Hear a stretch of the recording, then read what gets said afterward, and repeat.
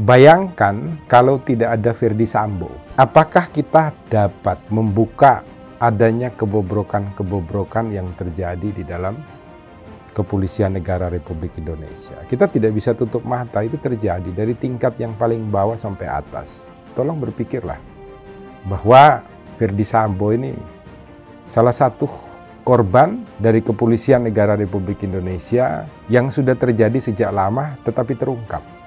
Tidak ada satupun anggota Komisi 3 yang menanyakan kenapa Bapak Kapolri tidak mengundurkan diri.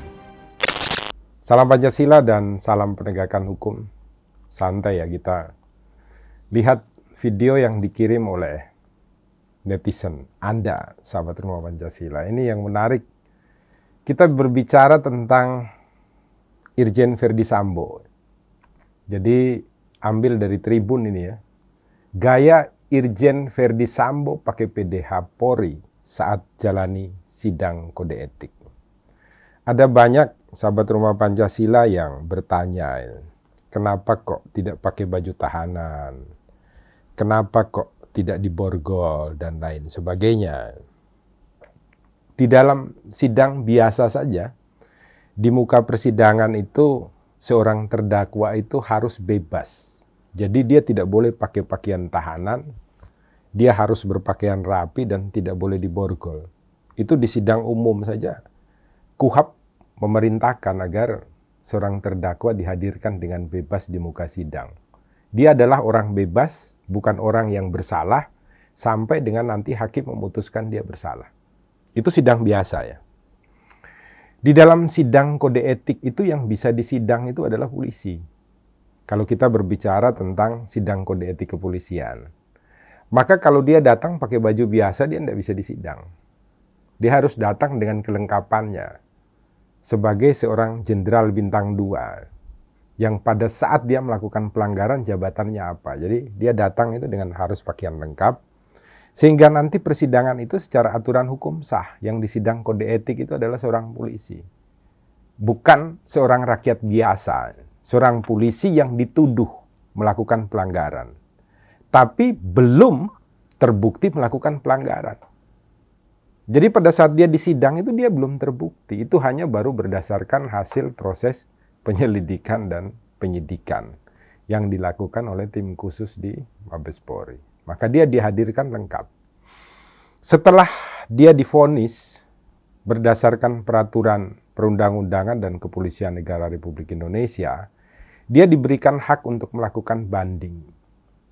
Nah, ketika putusan dijatuhkan dia melakukan pelanggaran kode etik dan diberhentikan secara tidak hormat, dan dia menyatakan banding, maka saat itu putusannya belum berlaku.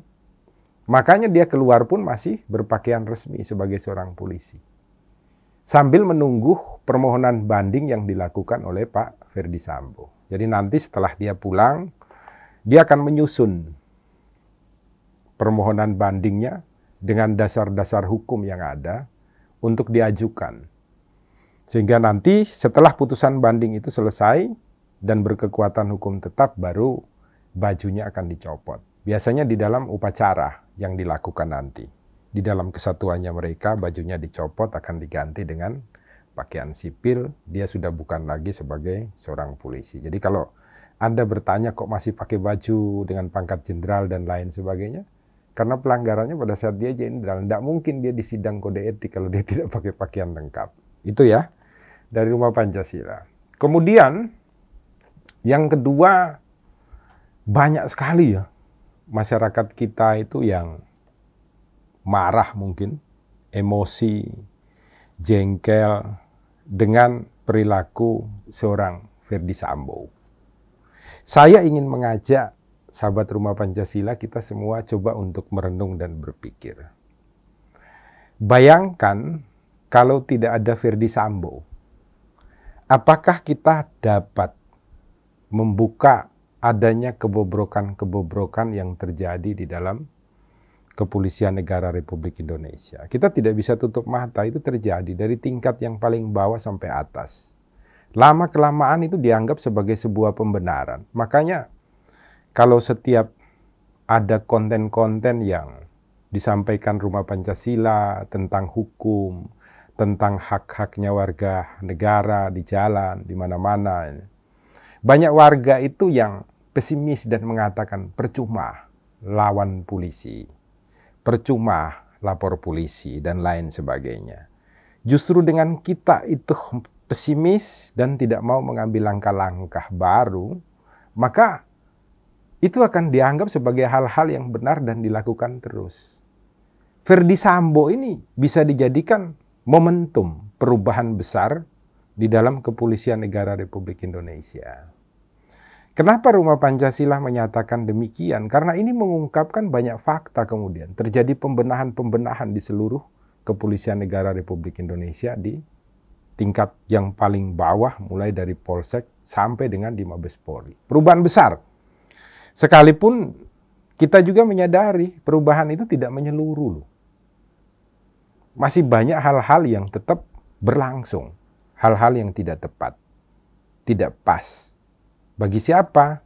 Bagi penegakan hukum yang dilakukan oleh Kepolisian Negara Republik Indonesia di lapangan. Sehingga Rumah Pancasila ingin mengajak Anda, tolong berpikirlah bahwa Ferdy Sambo ini salah satu korban dari Kepolisian Negara Republik Indonesia yang sudah terjadi sejak lama tetapi terungkap. Maka saat inilah dilakukan pembenahan kepada semuanya. Rumah Pancasila heran ya, kemarin waktu sidang dengan Komisi 3 itu, tidak ada satupun anggota Komisi 3 yang menanyakan kenapa Bapak Kapolri tidak mengundurkan diri. Karena di dalam tanggung jawab hukum itu ada tingkatannya. Tingkatan yang paling tinggi itu adalah tanggung jawab moralitas. Tanggung jawab yang paling rendah itu adalah tanggung jawab pidana.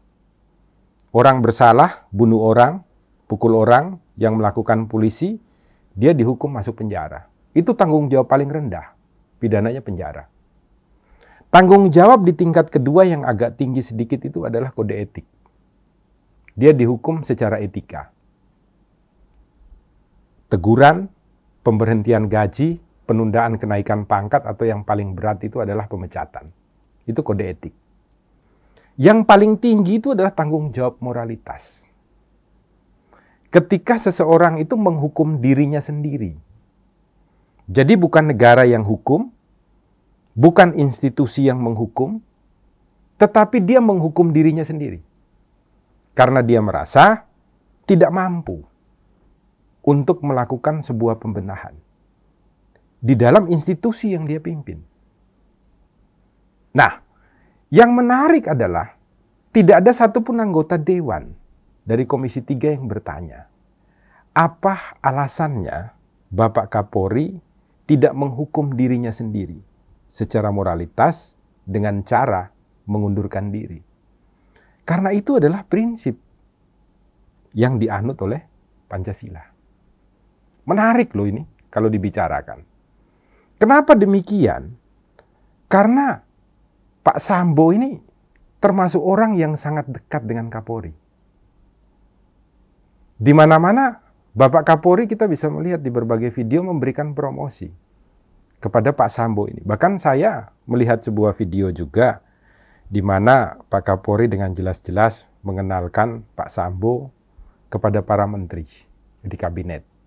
Kemudian Pak Sambo melepaskan maskernya dan menyatakan nomor teleponnya sekian yang bisa dihubungi setiap saat ketika ada aparatur penegak hukum, khususnya polisi ya, yang melakukan pelanggaran. Ini menarik sekali untuk dibahas. Kemudian yang cukup menarik, Rumah Pancasila melihat bahwa setelah kejadian ya, 2 jam kemudian Pak Kapolri bercerita loh ini di dalam siaran langsung di Komisi 3 itu, bahwa Pak Ferdy Sambo ini langsung menghadap untuk melaporkan kejadian tersebut kepada Kapolri. Maka sebagai pimpinan tertinggi, sebenarnya pada saat itu Kapolri langsung harus menonaktifkan yang bersangkutan. Dan kemudian membentuk tim untuk melakukan pemeriksaan, tidak diserahkan begitu saja kepada Kapolres ya di Jakarta yang melakukan proses penyelidikan dan penyidikan. Sehingga akibatnya apa? Terjadi banyak sekali penghilangan barang-barang bukti dan alat-alat bukti di lapangan. Maka Rumah Pancasila berpendapat ini adalah tanggung jawab moralitas terbesar pada pimpinan puncak di Kepolisian Negara Republik Indonesia. Ini hanya pandangan dari Rumah Pancasila yang perlu kita diskusikan secara baik di Rumah Indonesia sehingga ke depan polisi negara Republik Indonesia dapat tampil lebih baik untuk memberikan sebuah pelayanan, perlindungan, pengayoman terhadap apa? Terhadap masyarakat Indonesia yang memimpikan penegakan hukum yang baik di Rumah Indonesia. Jadi, Rumah Pancasila berharap bahwa pembenahan dilakukan dua. Yang pertama, untuk masyarakat ya. Ini poin terakhir ini. Untuk masyarakat, tolong kita tidak lagi menjustifikasi kepada Pak Sambo dan istri, dan juga para pelaku lain ya, yang ada di kepolisian atau anggota polisi, khususnya dalam perkara pembunuhan Joshua. Biarlah nanti hukum yang menentukan. Kasihan mereka juga punya keluarga, punya anak, dan lain sebagainya.